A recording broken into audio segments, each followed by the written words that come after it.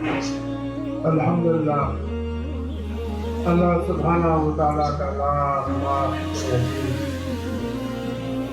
کہ مالک الملک نے ہمیں اجتماعی طور پر اپنی یاد کی توفیق اور یہ موقع عطا فرمایا۔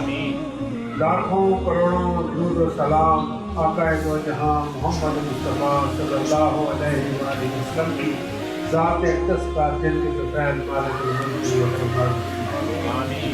اللہ سبحانہ و تعالیٰ کا قرآن حکیم میں ارشاد ہے اعوذ باللہ من الشیطان الرجیم بسم اللہ الرحمن الرحیم یا ایھا الذین آمنوا ادخلوا فی السلم کافۃ ولا تتبعوا خطوات الشیطان انہ لکم عدو مبین صدق اللہ مولانا العظیم۔ عزیزان گرامی، جیسا کہ ہمیشہ میں اس موضوع پر بات کرتا ہوں، کیا لوگوں جو تم ایمان لائے ہو، تم دین کے اندر، اسلام کے اندر مکمل طور پر داخل اور شیطان کی اتباع، شیطان کی پیروی، اس کے نقش قدم پر نہ چلنا، کیونکہ وہ تمہارا دشمن ہے۔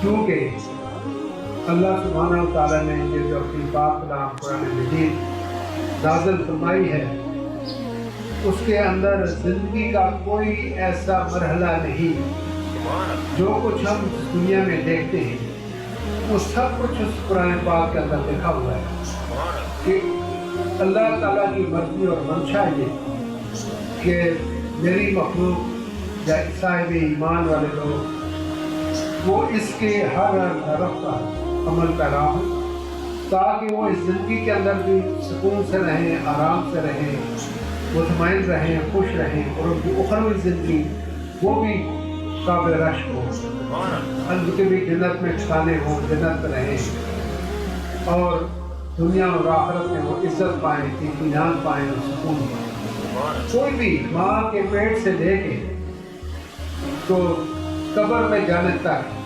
زندگی کے اندر جو بھی مرحلے ہیں وہ اس قرآن پوری طرح رہبری اور رہنمائی کرتے ہیں۔ ابھی میں اندر بیٹھا ہوا ہوں تو ہمارے مہمان میرے پاس تو بچے قرآن کی سے تشریف لائے، تو میں نے ان سے کہا، مثال میں نے پیش کی سورہ نور کے اندر ہے کہ ایک مہمان آئے، اس مہمان کے کیا فرائض ہیں، اور جو میزبان ہے جس کے پاس بندہ آتا ہے وہ میزبان کہلاتا ہے۔ آپ چاہے ہیں آپ میرے سب مہمان ہیں، میں آپ کا میزبان، تو آپ کے گھر میں جب کوئی آئے گا تو آپ میزبان ہو گئے، آنے والا مہمان ہو، تو اس کے آداب ہیں کہ جب آپ کسی کے گھر پر تشریف لائیں تو آپ دروازہ کھٹکائیں، اتنی سی آواز ہو کہ گھر کے اندر وہ آواز پہنچ سکے، اتنا نہیں کہ پورا محلہ سنے، گرفتار ہو کھٹکا کے پھر آپ انتظار کریں کہ اوپرلی منزل سے یا اس کونے سے وہ آدمی کو آنے میں 2 منٹ یا 3 منٹ لگتے ہیں، وہ لمحہ انتظار کریں۔ اگر کوئی نہیں آیا پھر دروازہ کھٹکائیں، وہ دوسری بات، پھر انتظار کریں، دروازے سے دور آ کے کھڑے ہو جائیں، نیچے دیکھیں، انتظار کریں کہ دروازہ کھلے۔ اگر پھر بھی نہیں کھلا پھر تھوڑے سے توقف کے بعد تیسری بار کرتا ہے، یہ میں قرآن کی باتیں کر رہا ہوں، ترجمہ بیان کر رہا ہوں، تیسری بار کرتا ہے۔ اگر آگے کسی نے کھول دیا تو فبہا، اگر نہیں کھولا تو دل میں خفگی نہ لائیں، واپس چلیں گے۔ سمجھ آ رہی ہے؟ ہو سکتا ہے اگر مرد کوئی نہ ہو، بچہ نہ ہو، خاتون ہو، اس کو شوہر کی طرف سے حکم بھی نہ ہو کہ کوئی دروازہ رکھتا ہے تو دروازہ کھولے، پتہ نہیں اس کی کوئی مجبوری ہو، اگر وہ لیٹی ہے، اس کا بچہ رات بھر نہیں سویا، اب اس کو دودھ پلا رہی ہے، اس کے پاس لیٹی ہے، اگر وہ لیٹی ہے تو بچہ جاگ جاتا ہے، یا وہ غسل خانے میں غسل کر رہی ہے، پتہ نہیں اس کو اندر پانی کی شاور آ رہی ہے یا پانی کا آواز ہے، اس کو آواز دیتی ہے۔ آپ کو کیا پتا اندر کی کیا حالات ہے؟ اندر کا تو آپ کو نہیں پتا نا کہ اندر کیا ہو رہا ہے۔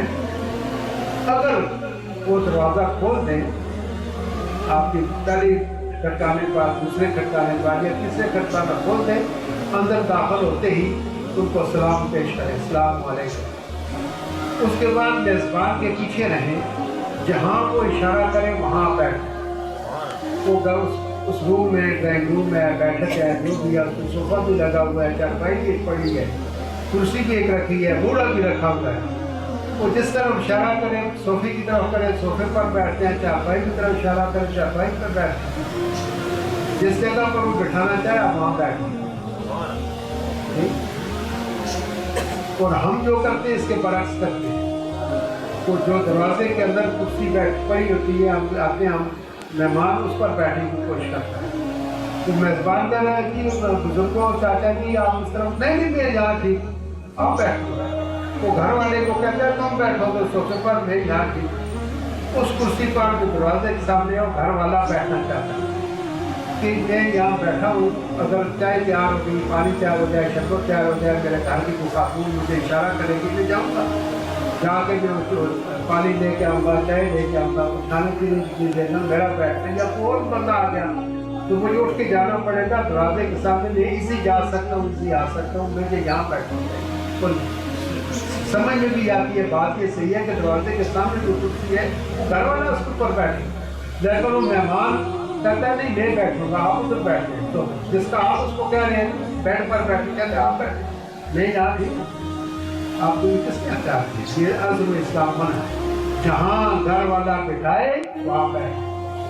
وہ کہے یہ بوڑھے پر بیٹھے تو آپ بوڑھے پر بیٹھے, کرسی کا کہے اس پر بیٹھے, صوفے کا کہے اس پر بیٹھے, بیڈ پر کہے اس پر بیٹھے. اس کو مرضی ہے, گھر اس کا ہے, یہ اس کی ذمہ داری ہے. آپ کو اس نے کہا بٹھایا, سمجھ آ گئی بات. اس کے بعد جو وہ پیش کرے, آپ چائے دے, شربت دے, شکنجی بنا کے دے دے, بسکٹ دے, کیک دے, کچھ بھی دے, وہ آپ کھائیں. وہ آپ کھائیں. یہ نہ کہ نہیں میں تو چائے پیتا ہی نہیں, اور مجھے ایسیڈیٹی پیدا کر دیتی ہے, مجھے شوگر ہے, میں تو چائے پیتے نہیں. آپ کو شوگر ہے, کچھ بھی آپ پئیں گے, آپ نہیں مریں گے. چائے پیئے بھلے بعد جا کے الٹی کر کے حلق میں ڈالیں, انگلی ڈالیں, یا مرغی کا کھا ہوتا ہے وہ ڈالیں, فوراً چیز اندر کی باہر آ جائے. اس کے گھر سے آدھا کلومیٹر فلان دور جاتا ہے, الٹی کر دیتا ہے. اگر نہیں پیئیں گے اس کا دل ٹوٹ جائے گا. پتہ نہیں اس نے چینی کہاں سے مانگ کے لایا ہے, دودھ پتہ نہیں کہاں سے لایا ہے, ہو سکتا ہے اس کا پیسے ہی نہ ہو. 10 پڑوسیوں سے مانگے ہوں آپ کے لیے چائے اور بسکٹ چائے, اور آپ کہتے ہیں نہیں میں تو ابھی گھر سے چائے پی گیا, اتنا ادھر پہلے اور پھر اسٹاف میں نے چائے پی ہے, ابھی بھی ذائقہ میری زبان پہ ہے, حالانکہ جھوٹ ہوتا ہے, غلط ہوتا ہے. حکم یہ ہے کہ وہ چائے پیے, آپ کو نقصان نہیں دے, کوئی بات نہیں. جو بھی اس نے اللہ لایا ہے وہ اپائے آپ کے ٹیسٹ کا ہے یا نہیں, مرچی زیادہ ہے یا نمک زیادہ ہے یا چینی زیادہ ہے یا نہیں ہے, پھیکی ہے میٹھی ہے, آپ اپنی اس کا دل رکھتے ہیں. اسی لیے کہتے ہیں نا بھلے شاہ صاحب, ڈھا دے مسجد ڈھا دے مندر ڈھا دے جو کچھ جانا, ایک بندہ دل نہ ڈم میرا رب دلا میں رہتا. کسی کا دل نہیں توڑنا چاہیے. جس کے گھر پر اوپر مسکین آدمی ہے, پتہ نہیں اس کے پاس پیسے بھی تھے یا نہیں تھے, بےروزگاری ہے, مہنگائی ہے, لوگوں نے اس وقت ایک وقت کا کھانا نہیں چھوڑا ہوا. بڑی مشکل سے وہ لوگ سنتے رہتے ہیں ہم ٹی وی پر. وہ کہتے ہیں کہ آٹا لاتے ہیں تو گھی کے لیے پیسے ملتے, گھی لاتے ہیں تو سبزی کے لیے ملتے. جو ہمارا دل دیہی کبھی لگتی ہے کبھی نہیں لگتی, کیا تو آپ ہم مہمان گئے ہیں, اس بیچارے نے پتہ نہیں کتنے گھروں سے گھوم کے آپ کے لیے چائے کا ارینج کیا, اور آپ کہتے نہیں کہ میں تو گرمیوں میں پیتا ہی نہیں, میری عادت ہی نہیں ہے. وہ یار نہیں کرتے ہو کہ یار زیادہ تھوڑی. پھر جس کام کے لیے آپ گئے ہیں, جو کام لے کے آپ گئے ہیں, فرض کریں آپ نے شادی کی دعوت دینی ہے, اس سے کہیں کہ میں آیا تھا, میرے چھوٹے بھائی کی شادی ہے, اتوار کو انشاءاللہ دعوت ہوگی, میں آپ کو تشریف لائیں, تشریف لائیں. یہ کام اس کو بتائیں اور اٹھ کے چلے جائیں, کیونکہ اس کو وہاں بیٹھ نہیں جائیں, ہوش نہ ہوئی. پھر عمران خان کی بادشاہی کیسی چل رہی ہے, وہ جی یہ کوئی رولا سنے اساں تھے امریکہ اڈے پہ منگ گئے پاکستان کو ہوائی اڈے, اس کا کیا چکر ہے ہوائی اڈے میں, حضور بات مت کر. جس کام کے لیے آئے ہو وہ کام کرو اور چلتے بڑھو. یہ بھی قرآن کے اندر دکھا رہی ہے. صحابہ کرام کے لیے ایک آیت اتری کہ جب میرے محبوب کے گھر پر جاؤ کھانا کھاؤ اور چلتے بڑھو, کیونکہ میرے محبوب کو اور بھی بہت سارے کام ہیں, اور محبوب کو نہیں آپ کو بھی ہو سکتا ہے, مجھے بھی ہو سکتا ہے. اب صبح پہ ایک آدمی نے برس کی تاریخ ہے, تاریخ پہ کورٹ جانا ہے, پتہ نہیں اس کو بار بار اندر سے بچہ چھوٹا آگے کام میں کچھ کہتا ہے, وہ کچھ کہتا ہے ہاں ٹھیک ہے. اب وہ مہمان کو کہہ نہیں سکتا, وہ بول چلو جاؤ, نہیں کہہ سکتا. یہ آداب کے خلاف ہے, بد اخلاقی ہے. ایک مہمان آیا ہے دور سے, حیدرآباد سے آیا ہے یا رانی سے حیدرآباد سے آیا ہے, اسٹیل مل سے آیا ہے, اتنے دور سے آیا ہے, تو بندہ سوچتا نہیں اتنے دور سے میرے پاس کوئی مہمان آیا, تو اس کو میں کمپنی میں بیٹھوں اس کے پاس. وہ اندر سے اس کو بچی آ کے کہتی ہے کہ چھوٹے بچے کی طبیعت زیادہ خراب ہے تو آئے اس کو اسپتال لے کے. اب وہ بچہ اس کا اندر تڑپ رہا ہے, گھر میں اس کو پریشانی بنی ہے, وہ مہمان اٹھتا نہیں جو بچے کو اسپتال لے کے جائے. اس لیے کہا گیا کہ آپ اپنا کام کر لیں, اس کی چلتے بن.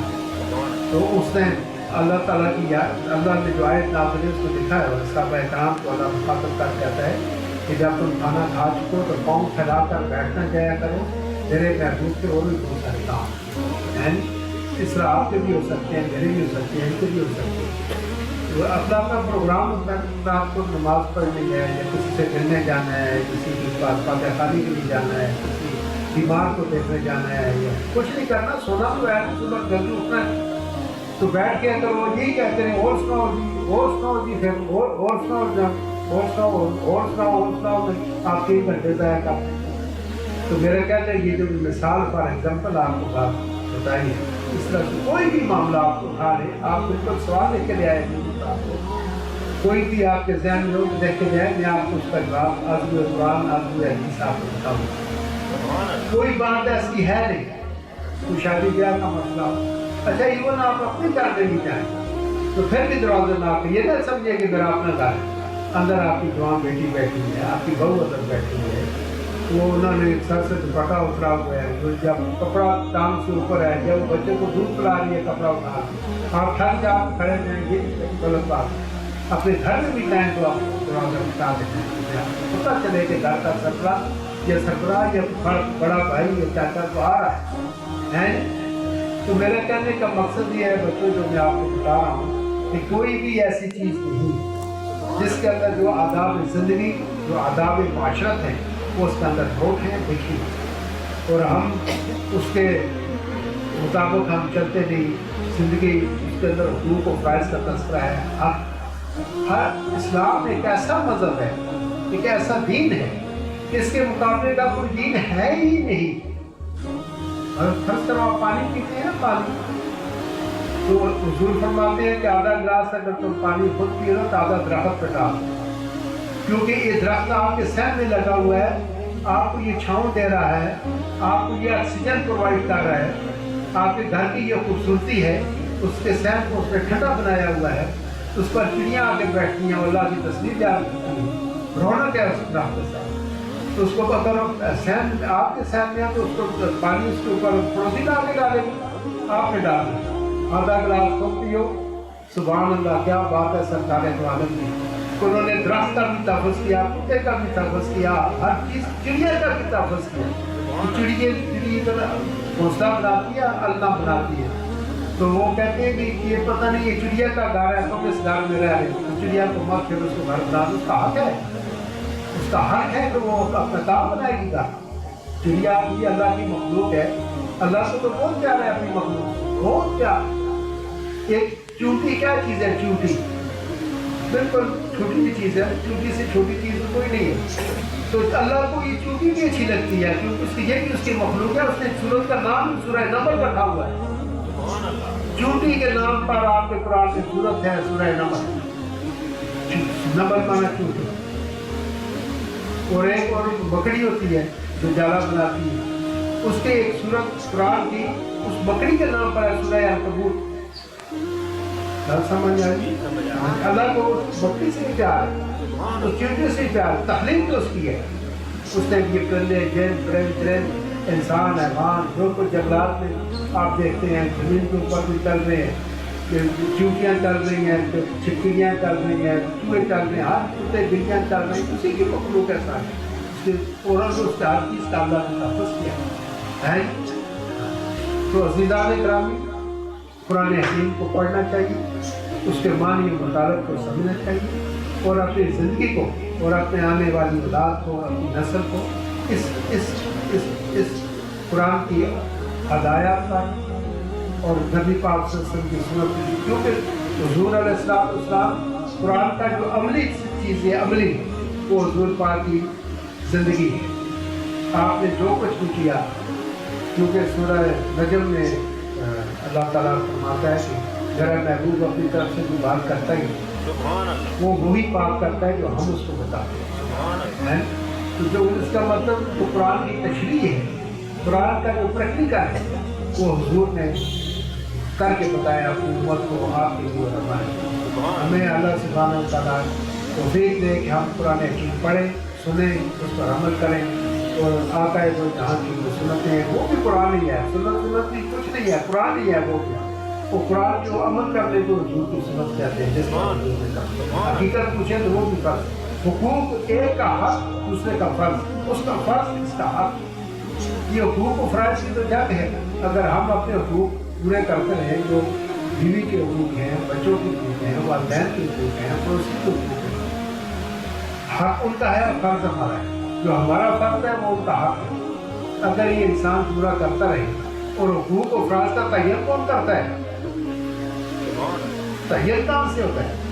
تعین قرآن پاک کرتا ہے. قرآن تعین کرتا ہے. وبالوالدین احسانا یہ کس نے کہا ہے؟ کیوں ہم تو کو کرتے ہیں اپنی اولاد سے کہ ہماری خدمت کرے، ہمیں دوائی لا کے دے، ہمیں دودھ لا کے دے، ہمیں کپڑے دے کے دے. ہم بوڑھے ہو چکے ہیں، بیٹا جوان ہے، اس کا کام وہ چھوٹا تھا تو ہم اس کو پالتے ہیں. اب ہم بوڑھے ہو گئے، کسی کام کو طاقت نہیں رہے تو بچے کا کام ہے. یہ کس نے بتایا آپ نے؟ یہ بھی قرآن ہے. باپ کے لیے کوئی حکم نہیں ہے قرآن، کوئی نہیں ہے. بیٹے کے لیے، اولاد کے لیے رب یرحمہما کما رب یانی صغیرہ. بیٹے کے لیے کہ اپنے باپ کے ہاتھ میں بات کیا ہے. جب یہ چھوٹا تھا، بول نہیں سکتا تھا، بتا نہیں سکتا تھا، اس وقت مجھے میری پرورش کی. اب مولا یہ بوڑھا ہو گیا ہے تو وہ بوڑھا بھی بچے کی طرح ہو جاتا ہے. تو آپ اس کے اللہ اس پر رحم، تو اللہ بعد میں رحم کرے گا. بچے نے تو پہلے خود رحم کرنا ہے.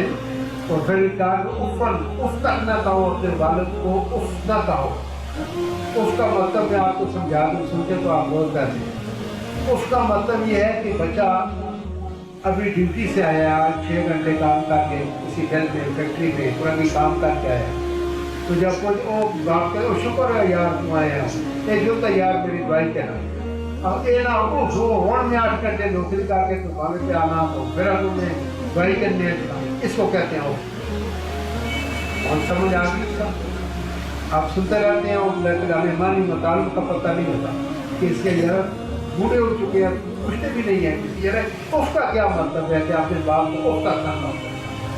اف کا مطلب یہ کہ آپ پہ کام کر کے آئے ہیں اور آپ بمشکل آپ داخل ہوئے ہیں، آپ پیاسے بھی ہیں، بھوکے بھی ہیں، پریشان بھی ہیں، لیکن باپ نے کہہ دیا یہ کام کرو تو آپ سب کو چھوڑو، جاؤ اس کام کو، روٹی کو بھی چھوڑو. اسی طرح سے درجات ملتے ہیں. میں چھوٹا تھا، بچے تھے ہم کسی گھر میں، 4 بھائی تھے، بڑا میں تھا. تو میں کسی ٹائم بیٹھا ہوا سہن کے روٹی کھا رہا تو میرے والد صاحب مجھے آواز دیتے تو میں تو والا میرے ہاتھ میں تھا، اس کو میں پلیٹ میں چھوڑتا تھا. جو گھوم گیا وہ آتی ہوئی چھوٹی سی گلی آتی ہے، دربار میں آتی ہے، میں منہ سے نکال کے وہاں رکھتے پیر صاحب کے پاس آنا جاؤ میں خط پا گیا، ڈیوٹی بھی کام کر کے آیا. اور چپیا میری گھر میں سین میں میں تو لگے پاؤں آیا. واپس میں گیا تو روٹی میری رکھی ہے، سالن بھی رکھا ہوا، والا بھی رکھا ہوا. تو میری والدہ کہتی کیا ہوا؟ میں کہا پیر صاحب نے کام بتایا 6 نمبر پہ کرنا ہے تو روٹی کھا لوں، پہلے اس کا کام کریں گے بعد میں. وہ میری مکھیاں پاس میں ٹھنڈا ہوتی میں کچھ بھی ہو جائے. مجھے پہلے اپنے والد کا حکم بجا نہیں کرتی ہے روٹی پھر کھا. روزہ بھی تو رکھتے ہیں 12-14 گھنٹے نہ کھائے تو کیا ہوتا. تو میں نے کبھی مجھے نہیں کیا کہ میں نے روٹی پہلے کھا لی اور بعد میں روٹی چھوڑ دی اور کام کیا، والا نکال کے باہر رکھ دیا ضرور. اچھا دوسری بڑے مزے کی بات کہ میں والدہ صاحب نے کیا کیا کہ اس کو بولو سبزی منگاؤ، زیادہ تیار کریں گے دیر ہو جائے. تو میں آتا تھا دربار میں تو اپنی گلی پر بیٹھے تھے تو میں کہتا تھا السلام علیکم، پھر ہاتھ باندھ کے دکھا ہاتھ باندھ. میں کبھی ایسے اپنے باپ کے ساتھ نہیں کرا، جب بھی ہم کھڑے میں ہاتھ باندھ کے. تو وہ اپنا کسی کا تعویذ دیکھ رہے ہیں یا فون پہ بات کر رہے ہیں یا کوئی مسئلہ بیان کر رہے ہیں تو ہم کھڑے ہیں ایسے آپ تو 10 منٹ بعد فارغ ہوئے آدھے گھنٹے بعد فارغ ہوئے ہم کھڑے ہیں اپنی جگہ پھر وہ پوچھتے تھے کیوں آگے ڈالے میں کہ وہ سبزی دا آپ نے ہاں ٹھیک ہے مسالے کے نیچے پیسے رکھے مسالہ اٹھایا اس سے 10-20 روپے جو دے دیں گے ہم نے کبھی آگے کہا نہیں جب تک وہ نہیں پوچھتے تو ہم نے بیٹا جو کچھ پایا وہ ادب ملوا ادب بڑی چیز ہے ادب